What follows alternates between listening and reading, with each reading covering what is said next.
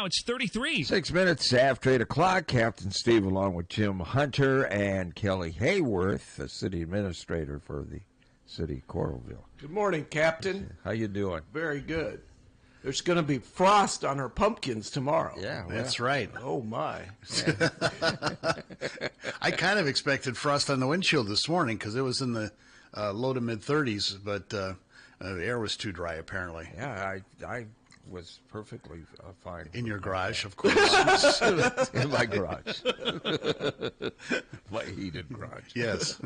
No, so yeah, it's definitely becoming fall, and some people are happy about it, and some people are, wanting a little extra bonus summer days. Yes, exactly. No. We'll take every day we get. Yeah. No summer. No, it's done. It's October. Okay, whatever you say, sir. Kick him up a little bit. Okay. Okay. So I got to watch the levels here. well, you're obsessed. Yeah, that's for sure. So lots of stuff happening. We got Halloween, and then we got the election the week after. It's amazing. There is a lot of things going on right now, and it is election season. It's fall. Summer is gone, according to Captain. So it's the election season, and coming up on November 4th, there'll be the school board elections and the city elections, and so. We encourage people to start looking into the candidates and don't forget to vote on November 4th. We have 8 candidates running for 3 seats on the city council. That's a pretty big field. Yeah, it is. That's good. It is good. I mean, last time we had 2 people run for 2 seats. So it's a big change to have 8 people running. It is a lot of people. And then we have 2 What about my write-in campaign? I know I don't live there, but well, yeah, I do like to get votes. And then we got 2 candidates running for the mayor's position. So Mayor Foster is not on the ballot this year. She's moving on to other things. And so we have 2 running for that. But coming up on Monday, next Monday at City Hall, there will be a forum sponsored by the League of Women Voters, and that runs from 7 to 8:30 at the Coralville City Council chambers, and that's a chance to learn more about the candidates and answer questions. And you can go online and watch it live if you can't make it to City Hall. And if you can't do that on October 27th, you can also go to Coralville.org, the Coralville website, and there are videos that each of the candidates have done, so you can learn. So you can learn a little bit about them that way. So, and the League of Women Voters of Johnson County, they stream it on their Facebook page. Yes, and then they also have videos on their website afterwards. Yep. So there'll be many opportunities for people. It's on YouTube as well. Yeah, it is. Yeah. And then it'll be on the city channel as well. Yeah. So plenty of opportunities to watch and learn about our candidates. And then, of course, we also have the local option sales tax that will be on the ballot as well. It's unfortunate that the acronym is lost. Yes.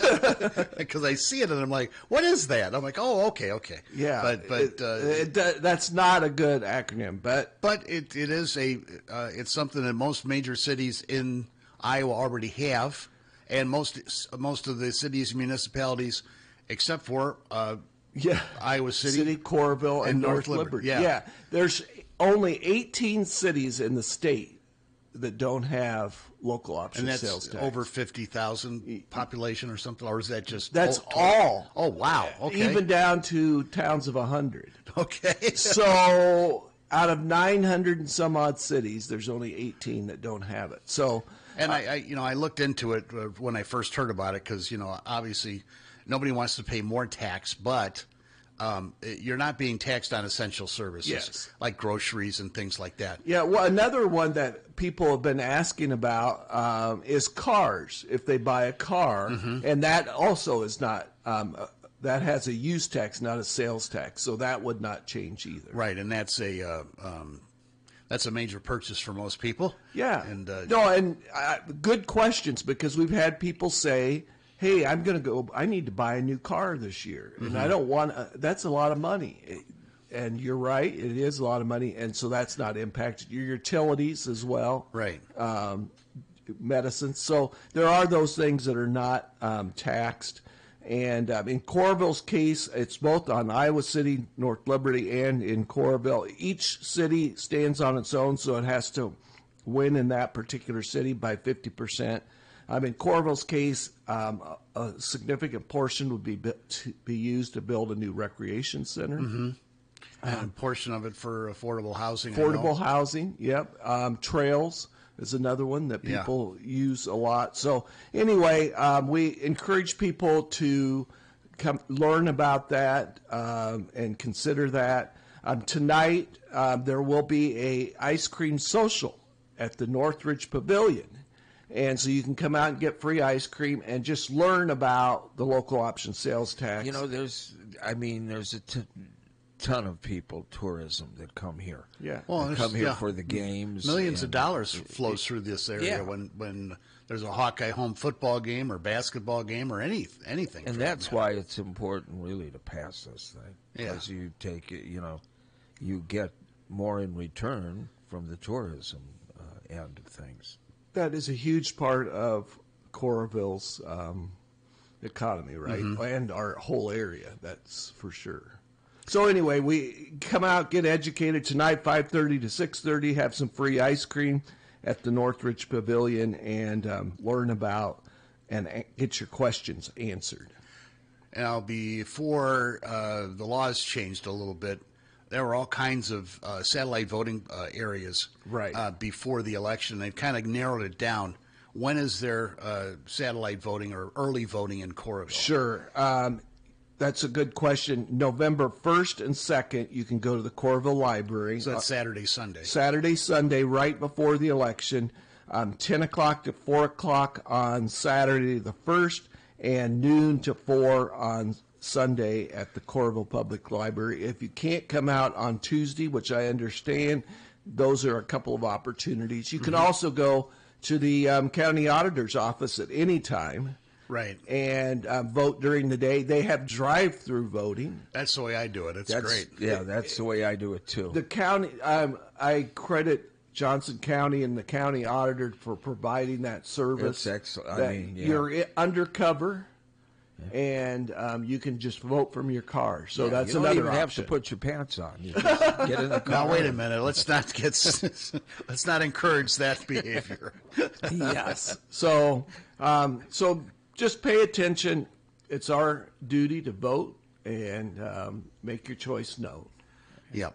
And you can see sample ballots on the county auditor's office. So you kind of know ahead of time what you're going to be voting for. A lot of times you're kind of caught off guard. I didn't know this was going to be on the ballot. Right. So this is an excellent opportunity to check that out anytime on the auditor's website. Yes. All that stuff's there. And you're right. There is a lot of things coming up with Halloween as well. So there's some fun activities happening. The Coralville Police Department are hosting a trunk or treat, and that is going to be this weekend on Sunday from 2 o'clock to 4 o'clock at the Aquatic Center parking lot. And there will be over 41 trunks that you can visit. And there's a lot of different businesses and organizations. The Coralville Police and Coralville Fire Department, they're going to be there. Isn't Rex Brandstetter going to dress up as an old commercial? That could be. That's what I heard. That's the rumor, yeah. But, even places like Monica's, they're going to come out and are participating in well. I talked to Monica the other day. She's got a really fun theme going. They have that little turtle, and so they're going to have some activities, and they'll be all dressed up. Place is great. It is. It's a Coralville tradition, and it's so fun. I talked to Monica. She was excited that the police department asked her to participate. That's cool. So that's really cool. In addition to the trunks or treats, well, we talked earlier about the county. The Johnson County county attorney and the sheriff office will both have trunks Oh, cool. At the event. So this is just a fun way. West Bank will be there also. So it's just a fun time to come out and see some of those organizations and have a good time with your kids and family. There'll also be a bounce house there. There'll be games. There's activities. And, of course, there'll be candy as well. So the bounce house will be secured down. Yes, with that the is winds true. we've been having. Yeah. So all of that is free. You can wear a costume or you can come as you are. It's up to you. So, this is their first time for doing this, and it's just going to be a really fun thing for everybody, all members of the family. So, come out, see the sheriff, see the county attorney, Monica. There's your chance. So there you go. and then on the 31st, trick or treating in Coralville will be from 5:30 to 8 o'clock. On Friday night, so encourage people to come out for that as well. So, yeah, be kind and encourage the kids as they go trick or treating to check everything. Yeah, wait till you get home to eat anything. To eat it, yes. Yeah, there's always those safety concerns. Mm-hmm. That's for sure. And then once you're all done with Halloween and you got your everything packed up, on November 1st, they will be having the Flannel Fest at Coralville Creekside Ballpark. And so that's a new activity for the Park and Rec Department. They're going to have outdoor games and things for all family members. There'll be flannel crafts. There'll be folk and bluegrass music by the Farrellings. There'll be an inflatable battle axe game. That sounds fun. What do you think, Captain? Work out your frustrations on that. Yeah. And they also, another one that they're going to have there is a dog photo booth. And so I thought that was kind of clever as well. That is cool. Yeah. And they'll have concession stand. They'll have fall foods, chili and cinnamon rolls. They'll have warm apple cider. And they'll also have cold beer. Which is year-round. Yeah, that is, yeah. Always seasonal. Yeah, so there's just so much going on. And also, we can't go without not talking about the Heartlanders. Oh, yeah. They started out last weekend, won 2 games last weekend. 2 out of 3. 2 out of 3, so that's not bad. Best start in their young life. Yeah, we got the new coach. Yep, he's great. He was in here ahead of the season opener, and he's you can tell he's ready. He's fired up to win. And we're going to be broadcasting some of the away games. Yes. Yep, starting on Friday, November 7th. Yeah. So that'll be a good opportunity to really get into it and find out what's going on. And David Fine does an awesome job. I told David too. I was a little when Tommy and Suter told me, well, why do we do this? I thought, look, hockey it's a great sport in person. On TV, it just kind of misses something. And I was wondering about radio, but then I listened to 2 of the broadcasts that David did online. He is so free. It reminded me of NASCAR on radio. You can watch NASCAR on TV, and it's cool to see the drivers in the cars, but the announcers just don't have the legs that the radio people that have been doing it since who knows when. Yeah. Yeah, David Fine is the best. He really is. He does a wonderful job, and I've actually listened to him while I was at the game once. Yeah, you can do that. Because I didn't know a lot to begin with about hockey. I just didn't know what was going on. And it was fun just to hear his commentary. No, he paints a picture. Yeah, it's excellent. He's helped us with some of our high school games. With your high school football game, because I listened to the Iowa City West City High game, the first game of the season. I listened on KCJJ because I couldn't make it over there, and listen to the game. And Yeah, it was fun. he does an excellent job. Yeah. So on November 1st, there's so much going on November 1st. We got, the Flannel Fest and all of that. You can vote that next weekend. That weekend. Yeah. But on November 1st is a special night at the Heartlanders. It's Heartlanders hockey is honoring all heroes. And so that's going to be a special night. Coralville is sponsoring this night. And so out front, there'll be fire trucks and police cars on the front plaza in front of the arena. There'll be all kinds of activities on the concourse.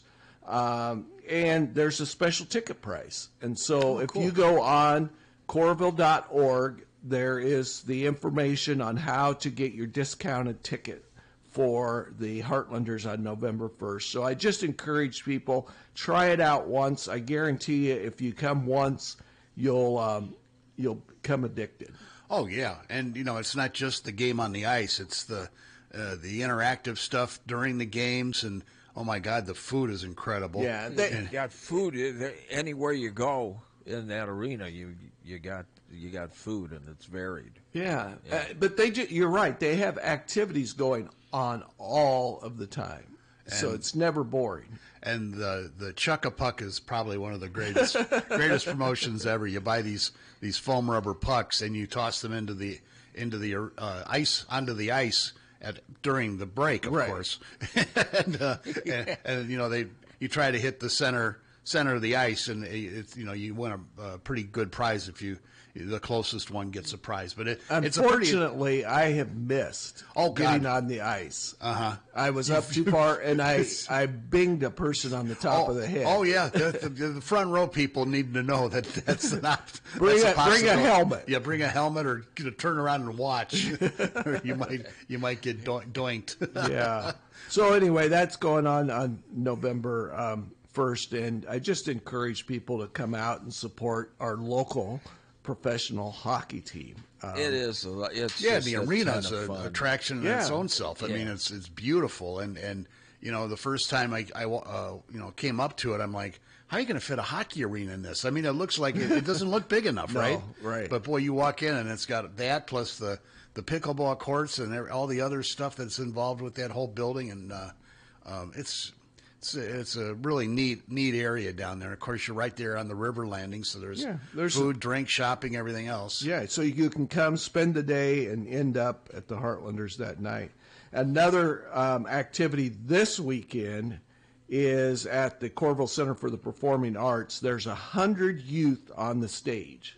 Oh, we talked to Evan about this. And 100 years of Disney music with Dare to Dreams Junior. So this is going to be a fantastic show. It's hard to believe that there's been 100 years of Disney. I mean, that boggles my mind. I didn't. Well, he came up with Mickey Mouse, in the late 20s? Yeah, you think. Well, must have, right? Because that was probably the beginning of Disney. Steamboat Willie, the famous first Disney cartoon. Yep. And that was in with the 20s. Mickey Mouse in that, yeah. Wow. So that's and they let their copyrights lapse. They did. So you can't draw the new Disney or put the new Disney in anything, but anything past, I think, 1950, they let their copyrights drop. Wow. Ooh, that ain't good. So and Mickey Mouse has been put in some really bad positions. Oh boy, social media is not. So there are tickets available still, and that's the 24th. So the 24th to the 26th, there's multiple showings, and these kids are so talented. That's a big stage for 100 kids to get on. Yeah, it is. They're little.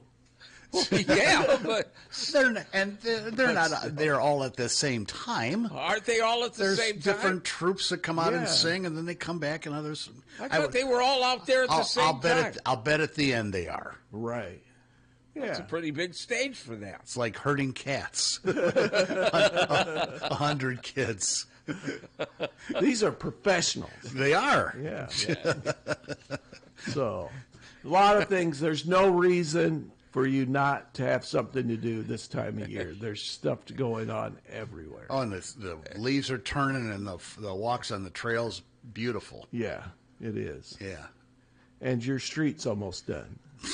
You've been saying that for months. Dare to dream. At least I can go east now. That's a big improvement. Well, you can go to the grocery store. I've always been able to go to the grocery store. Well, but you can go straight there. You don't have to. Well, that's been a couple of months now. Well- it's the going, east to like past City Hall and stuff that's been the problem. They opened that up, the eastbound or the westbound by my apartment back at the end of August maybe. Yeah, that's Yeah. about right. Yeah. So yeah, we've been used to that, and then they closed the going eastbound, and now that's kind of open. You can you can wind your way behind City Hall and get that way. But Yeah, just don't run over me. I won't run over anybody. Okay, very good. Lundell shows up maybe, but he's really not in a. Well, it's when Not the a sun singer. shines on his head. Yeah, well, you get can't see. blind. Yes. All right. Well, thank you for coming Yeah, in. you and, bet. Everybody have fun, be safe with the Halloween activities coming on, and be good. I'm going to dress up as an old man with arthritis. That was a tough one, wasn't it? Thank you, Kelly. You bet. Mighty 6